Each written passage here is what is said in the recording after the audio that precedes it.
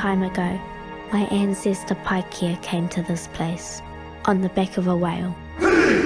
Since then, in every generation of my family, the firstborn son has carried his name and become the leader of our tribe. Her name's Spike. No, not that name. Welcome to Cinostalgia, a video series here on Cinemagic TV, in which we highlight international films from years gone by that continue to entertain and resonate with audiences today. In our latest edition, we will discuss a 2002 drama from New Zealand, Well Rider. My name is Liam, and I'm delighted to say that today I'm going to be joined by Charlotte to discuss this film. So, in Cinostalgia, we have a rundown of numerous categories, such as a favourite scene, favourite line, and favourite character. So, Well Rider is from 2002 and was directed by Nikki Caro, and the film is based on a 1987 novel by Witi Ihimera. The story takes place in a village town known as Wangara in New Zealand, and it revolves around a 12-year-old named Paika, also known as Pai, and the obstacles she faces in her aim to become the chief of her tribe, especially the complicated relationship she has with her grandfather, Coro. A few quick background details on Well Rider. It was shot in Wangara, New Zealand. It premiered at the 2002 Toronto International Film Festival. And Keisha Castle-Hughes, the main lead in the film, became the youngest ever Best Actress nominee at the 76 Academy Awards. So, Charlotte, what were your initial impressions of Well Rider? Had you seen this film before, or had you watched it for the first time on this occasion? Well, Liam, I've actually had seen the film before, but I hadn't I knew the key themes of the story, but I hadn't gotten to watch it and really immerse myself in the film again in a while. So it was really fun to kind of get back into the landscape of the film. And I remember when I initially watched it before, I really connected with the character of Pai, and she's just a really great heroine lead in the film, and she just delivers such an amazing performance. So I'm so glad that she got that the actress got her nomination in the Academy Awards. Yeah, it's an interesting position the both of us have with this film, because you said you've seen it before. This is my first time watching Well Rider, and I was similarly taken to it. I think it's a really stirring coming-of-age tale that also serves as a very engrossing family drama. And I think what really makes it stand out is that it's captured through a community that's rarely spotlighted in mainstream cinema. And that mythology you discussed there is really really portrayed in such a fascinating way, but it's got this element of innocence too, given that it's from the perspective of a 12-year-old girl. So, in terms of your favourite scene, Charlotte, which moments in the film really resonate with you the most? Pai has invited her grandfather, who is the chief of their tribe, to a school performance where they're exploring Maori cultural traditions and showcasing it to the community. And her grandfather had been at home, and she had never really supported her before. And she wanted to dedicate this speech to him, and it's a big moment for her. And she delivers this beautiful speech about her connection to her, not only her ancestral heritage, but also her big love and connection to her grandfather. And she dedicates the whole speech to him, and it's a very beautiful, powerful moment for her as a character. Well, we're in agreement on a favourite scene, because that was what I found to be the most powerful moments in the film as well. It's just an incredible demonstration of how Pai, despite the rocky relationship she has with Coro, her grandfather, she dedicates her speech in this in-school contest to him. And it displays her qualities as a leader, as well as serving as a demonstration of the kind of complex relationship between the two of them. Yeah, it's a wonderful scene, really, really well performed as well. Okay, favourite character, Charlotte, who would be your choice for this? Well, I absolutely love Pai. She's just such an amazing character. But there's a whole wonderful range of characters in this community. And I think if I wasn't to pick Pai, even though she's just a fabulous character all around, I think I really like her nanny. I think she's also called Nanny Flowers in the film.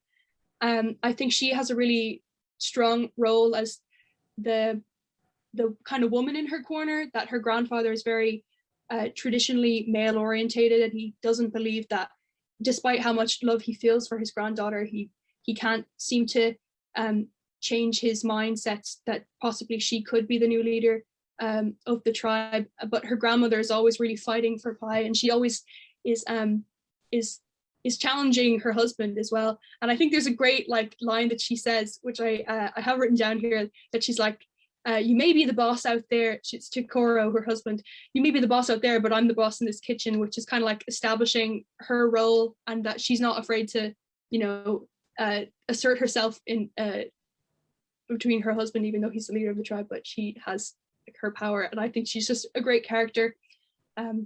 Yeah, that's my favorite character, I think. Yeah, it's a great choice, actually. Really, really interesting selection there. And similarly, that power dynamic that you displayed in terms of the domestic setting, yeah, that thing that you referenced, that comes across really, really well in that moment in particular. My favorite character, although he's not the most likable, I'd have to go Koro, because I think he's the most nuanced in the film. And it's actually quite easy to sympathize with him because of how committed he is to his beliefs. But also, I think what's fascinating about him is that ultimately his strengths are also his weaknesses, because the faith he has in teachings of his ancestors blinds him from the reality of the situation, which is that Pi is the one who's demonstrating the leadership skills necessary for the tribe, but he's so indoctrinated and almost just totally committed to this idea of what it means to be leader of this tribe, a male-oriented idea that he struggles to get away from. And that's why I think he's a really complex figure, because he epitomizes the struggle between hope but also pragmatism. So that kind of conflict that he faces throughout the film makes him so rich as a figure. Okay, favorite line, Charlotte? You referenced one earlier on, but was there any other quote from Well Rider that you really found to be particularly resonant? I think one of my other another favorite line from the film was when that Koro says to, when he's training the other firstborn boys, he's teaching them some of the old traditions of the tribe, and he says this line, "Anger is part of your battle, you must learn to control it." And I think that's kind of also a theme in the film, especially for Koro's character. Like you were just saying, he's such a complex character. My favorite line comes from Koro as well, but it's towards the end of the film, and again, I'll refrain from revealing the context of it too much because it is towards the climax. But he says, "Wise leader, forgive me, I'm just a fledgling new to flight." I think this marks the culmination of Koro and Pai's relationship, and also a point of, again, without saying too much, reconciliation between the two of them. And I think it's a moment where he finally has recognised the value that she has in the community as this leader, and of the qualities she possesses to take this community forward. And so I think that line beautifully captures that. It's such a poetic and really poignant line on its own, but also the way it's delivered is really, really moving.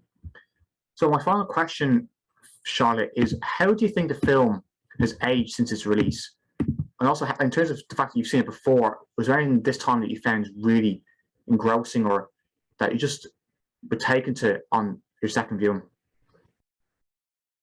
I think this film definitely holds up the test of time. It's over, I think, 19 years old now, but there's, particularly in the themes of the family dynamics, of I think the way women are portrayed, I think, and just the way it is a coming of age tale with this really innocent nature behind it.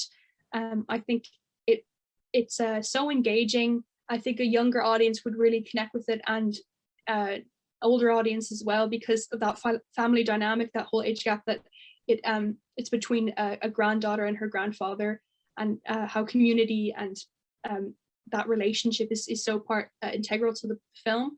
And I think probably viewing it this time around, I think that poetic, those poetic undertones and the Maori traditions and cultural phenomena really came through to me. I was really enjoying remembering what I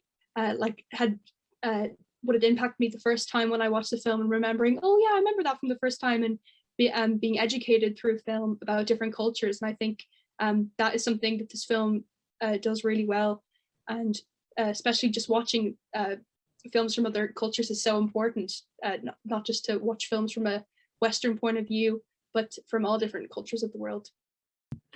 I think it's quite fitting that Nikki Carroll, the director, she went on to helm the live-action remake of Mulan. And after watching this film, I can see why, because here we have another picture that has this idea about a woman subverting patriarchal dominance.